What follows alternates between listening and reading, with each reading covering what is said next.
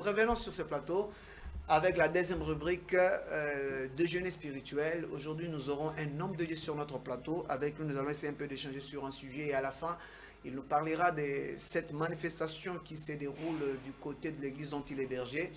Il s'appelle bel et bien le pasteur Damas Mingashanga de l'église Dieu Vivant Tabernacle de Kinshasa. Bonjour pasteur. Bonjour frère Justin. Nous vous souhaitons d'être le bienvenu parmi nous. Merci beaucoup. Alors l'homme de Dieu, avant de commencer, je sais que vous êtes du message, du temps de la fin. Pas plus loin qu'hier, nous avons perdu un grand patriarche, le pasteur Baruti Kasongo. Et après, ça en est suivi avec la mort de la femme de l'homme de Dieu, le pasteur Marcelo Tunasi. D'abord un mot, peut-être un message de condoléances. Vraiment, d'entrée de jeu, je commence d'abord par souhaiter mes condoléances à la famille du patriarche Baruti Kasongo. C'était un homme vraiment que j'aimais beaucoup. Et sa façon vraiment d'agir et sa façon de vivre avec d'autres personnes, vraiment je l'aimais beaucoup. Je souhaite vraiment mes condoléances à toute la famille et aussi à l'église Baruti Kasongo. Que la paix du Seigneur soit vraiment dans leur cœur. Son parcours sur la terre vous a aussi influencé quelque part dans votre ministère? Vraiment, j'ai des choses que je retiens de lui. D'ailleurs, Dieu m'a dit de commencer à parler sur un sujet qu'il parlait beaucoup plus, le docteur Jésus. Docteur Jésus, voilà. Parce que je sais que quand l'homme meurt, l'esprit ne meurt pas. L'homme peut partir, mais l'esprit reste.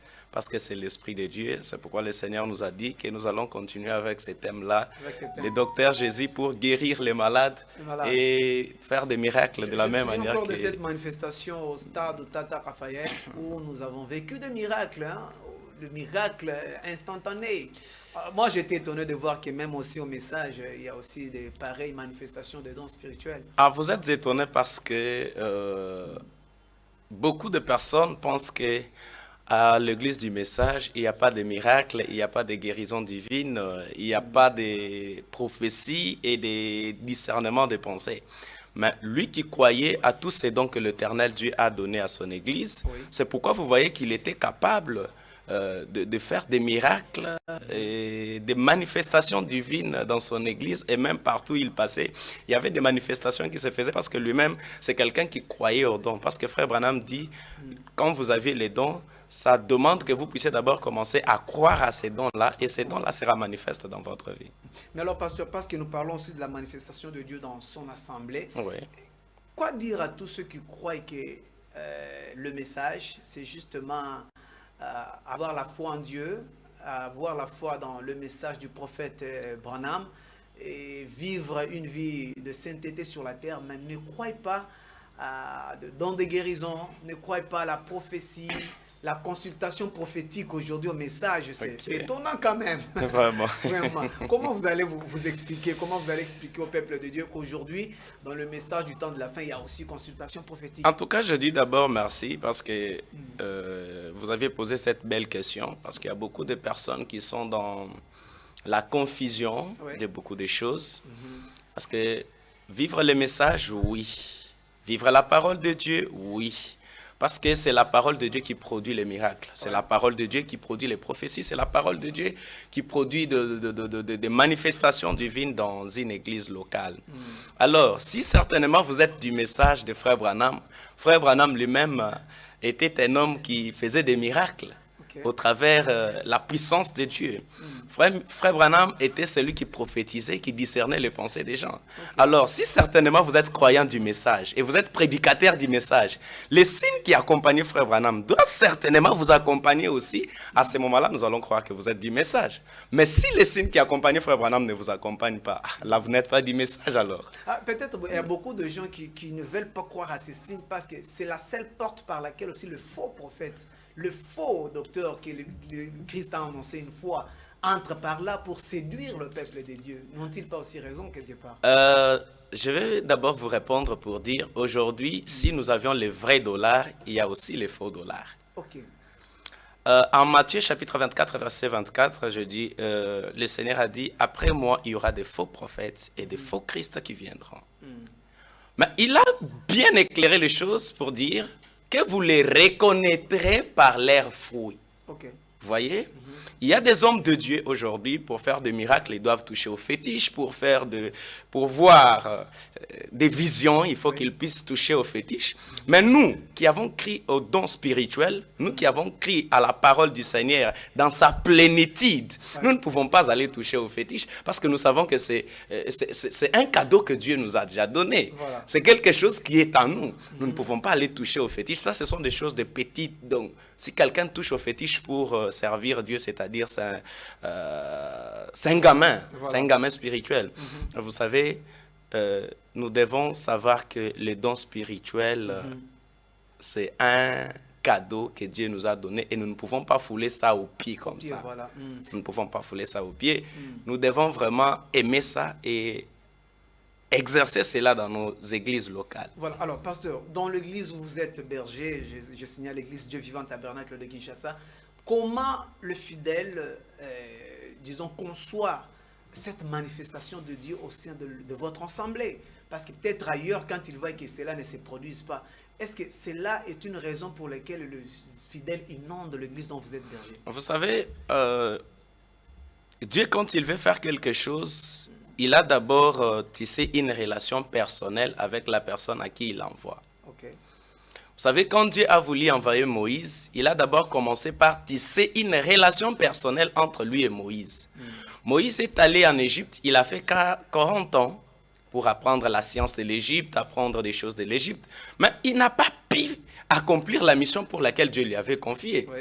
Mais lorsque Moïse est allé dans le désert, il n'a rencontré Dieu que 5 minutes seulement. Okay. Dans 5 minutes, Moïse a eu la puissance et la capacité d'aller délivrer les enfants d'Israël. Okay. Voyez? Et nous aussi, lorsque nous rencontrons Dieu, nous les rencontrons personnellement. Et lorsqu'il nous donne la commission, il a un mot de passe qu'il nous donne. Le mot de passe, c'est quoi? Il nous dit, toi, dans ton ministère, il y aura des personnes qui seront guéries, il y aura des malades qui seront guéris, il y aura des miracles qui vont t'accompagner, voilà. Il y aura des prophéties, des discernements des pensées. Et tout ça, ce sont les mots de passe que nous recevons lorsque nous rencontrons Dieu. Voilà. Vous voyez? Et quand nous rencontrons Dieu, nous mettons cela en pratique. Oui. Et les enfants de Dieu qui connaissent bien la parole de Dieu, lorsqu'ils voient cela dans nos églises, ils doivent nous suivre. Voilà. Parce qu'ils sont persuadés que là-bas, il y a Dieu. Okay. Le fruit que nous portons, cela prouve aux enfants de Dieu que certainement là-bas, il y a Dieu. Il y a Dieu. Et c'est là que vous voyez qu'ils sont en train d'inonder nos églises. Ils n'inondent pas nos églises avec le fétiche, ils n'inondent pas nos églises parce que nous sommes en train de prophétiser. Mais c'est parce que Dieu, dans sa prédestination, il avait déjà prévu que ces gens-là devaient être sauvés dans ce ministère. Dans ce ministère. Alors, la seconde partie est consacrée à cette grande manifestation que vous êtes en train d'organiser. Au son de l'église Dieu Vivant Tabernacle, on va nous proposer l'affiche qui annonce déjà cette grande manifestation. Alors, l'homme de Dieu, pourquoi avoir organisé cette manifestation? D'abord, cette manifestation, ce n'est pas nous qui avons organisé ça, parce que nous suivons la conduite du Saint-Esprit. Tout ce que nous faisons, nous ne le faisons que par la conduite du Saint-Esprit, nous ne le faisons que par la conduite de Dieu. Parce que en nous, les hommes, il n'y a rien qui peut vraiment être bon. Mais avec Dieu, il y a des choses qui vont étonner les autres. Comme notre frère Boukassa vient de le chanter, il dit, Dieu n'a pas fini encore d'écrire sa Bible là. Oui, il a encore une histoire qu'il doit écrire avec nous. Parce que les histoires qu'il a faites avec Moïse, ce n'est pas les mêmes choses qu'ils vont faire avec nous. Les histoires qu'il a faites avec Ésaïe, Josué et les autres, ce n'est pas les mêmes choses qu'il doit faire avec nous. C'est-à-dire, la Bible n'a pas encore fini d'être écrite. C'est-à-dire, avec nous, il va écrire encore une nouvelle histoire. C'est pourquoi vous voyez qu'il nous a donné ces 2 jours de la manifestation de l'ange. Et puis, le 3e jour, c'est le jour de l'anniversaire de l'église. Mais avant de parler pour le jour de votre clôture, il y a le thème qui attire un peu mon attention, la nouvelle tête du Christ. Okay. Oh, on se pose la question, Christ doit-il encore venir dans une nouvelle tête ou comment? Oh là là là là là là là là là. Quoi encore? Quoi encore? Et Katane. Oh.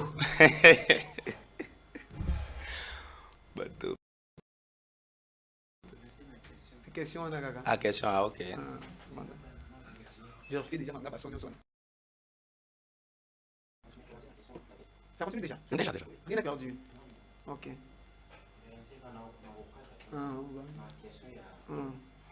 Alors, l'homme de Dieu, ce qui attire beaucoup mon attention d'abord, c'est le thème qui est au bas de l'écran. Je vois, on a écrit la nouvelle tête du Christ. Okay. Alors, pouvez-nous nous donner un avant-goût pour savoir, quand vous dites la nouvelle tête du Christ, Christ va venir sous une autre figure ou bien c'est comment l'idée d'abord du thème? Christ aujourd'hui est représenté par ses serviteurs. Okay. Parce qu'il a dit, tout celui qui me suivra me représente partout où il passe. Partout où il sera, il doit me représenter. La nouvelle tête de Christ, là, c'est dans une vision que j'avais vue cela. Okay. Le Seigneur m'avait montré ça dans une vision. Il m'a montré la tête d'une personne. Parce que j'étais sous forme d'un estase, quoi. Ouais. Dans une vision, je me vois quitter ce monde pour un autre monde. Okay. Mais là où je suis allé dans un autre monde, je me retrouve, il y a des gens, vous trouvez que Moutouakoufi, pour traverser là-bas, on commence d'abord à lui poser des questions. Et il y avait des enfants qui étaient là assis. Bon, ça c'est quelque chose peut-être qu'on va parler après, mais je vais tout droit à la vision. Okay. Le Seigneur m'a montré une personne. Je vois le voile. Vous voyez la forme que Jésus-Christ avait. Oui. Et la tête, je vois les différentes têtes des personnes. Okay. Et c'est là que le Seigneur m'a dit, vois, parle de la nouvelle tête. La nouvelle tête. Va parler de la nouvelle tête. Alors quand je vis beaucoup de têtes, c'est là que j'ai compris que oui, certainement, Christ est représenté par les têtes de ses serviteurs. Voilà. Et c'est là que nous allons parler de la nouvelle tête de Christ, parce que moi aussi, je fais partie de la nouvelle tête de Christ. Ok, c'est une très bonne chose. Alors, pasteur, ça sera quel jour et les heures même de la manifestation? Donc, la manifestation commence à partir du 5, ça sera un vendredi, le soir à partir de 16h30 jusqu'à 19h. Le samedi aussi, ça sera un soir de 16h30 à 19h. Et le troisième jour, qui est le jour de l'anniversaire, on avait pensé peut-être organiser ça le matin, parce que si vous voyez là dans l'affiche, c'est écrit aux avant-midi. Mais nous avions trouvé qu'à ce moment-là, il y aura beaucoup de personnes qui viendront... Ils sont dans leurs églises respectives. Voilà. Qui viendront vraiment pour écouter c'est quoi la nouvelle tête de Christ. Voilà. Alors, c'est là que nous avions modifié. Et je profite de cette occasion pour dire à nos invités que le jour de l'anniversaire, la manifestation va commencer à partir de 15h30 parce qu'il y aura des concerts, il y aura des gens qui vont chanter. Ouais. Alors venez à temps pour que vous ne puissiez pas rater alors, il faut signaler une que de ces parties. Les dimanches 7-7 tombe aussi le jour de l'anniversaire de l'homme de Dieu. Quelle coïncidence. C'est aussi l'anniversaire de l'église, si je me trompe. Oui, c'est aussi l'anniversaire de l'église.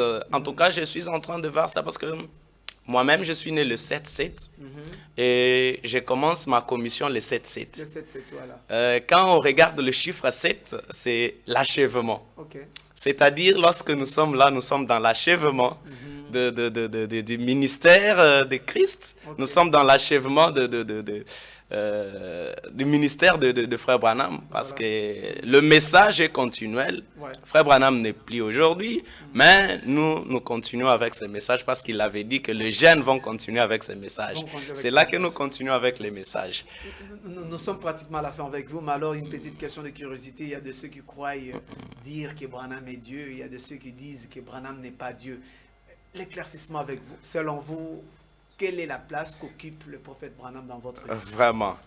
Je vais d'abord vous dire, frère Justin, tout celui qui croit, ou soit tout celui qui adore frère Branham, c'est une bête. Parce que, excusez-moi d'avoir utilisé ces termes, parce que frère Branham lui-même l'a dit, qu'après moi, il y aura des gens qui vont m'adorer. Okay. Mais tout celui qui m'adorera, sa place, c'est en enfer. Okay. Parce que frère Branham, nous les considérons étant comme le messager de l'heure. Il n'a porté qu'un message. Il n'a porté qu'un message comme Jean-Baptiste l'a amené pour la première venue du Christ. Oui. Branham aussi a un message pour le second venue de Christ. La seconde venue de Christ, comme je devrais le dire. Voyez? Alors nous ne pouvons pas croire Frère Branham étant comme notre Dieu. Frère Branham, c'est notre frère, notre précieux frère. Parce qu'il ne voulait pas d'ailleurs qu'on l'appelle prophète. Il voulait beaucoup plus qu'on l'appelle frère. L'humilité avec lui. Hein? Donc, c'est vraiment ça, voyez. Donc, nous ne pouvons pas vraiment adorer Frère Branham comme notre Dieu. Comme notre Dieu.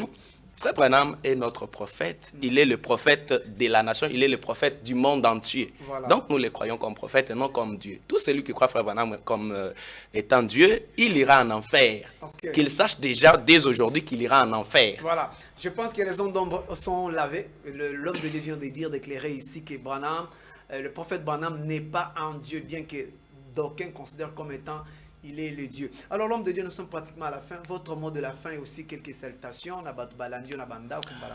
Voilà, le mot de la fin, je dirais à tous nos invités et à tous ceux-là qui vont nous suivre, à n'importe quelle heure où ils nous suivront, oui, qu'ils prennent l'adresse et qu'ils prennent aussi le numéro de téléphone qui est là. Surtout ça. Parce que notre Dieu, ce n'est pas un Dieu aveugle, ce n'est pas un Dieu sourd, mais c'est un Dieu qui a des yeux pour voir, c'est un Dieu qui a la bouche pour parler et il a des oreilles pour écouter. Okay. Tu as un problème de la maladie qui t'a dérangé il y a longtemps, tu as un problème qui n'a pas de solution, venez voir le Dieu d'actualité. Venez voir le Dieu qui ne reste jamais avec la dette d'une personne parce qu'il avait emprunté la barque de Pierre et il y avait remboursé des poissons.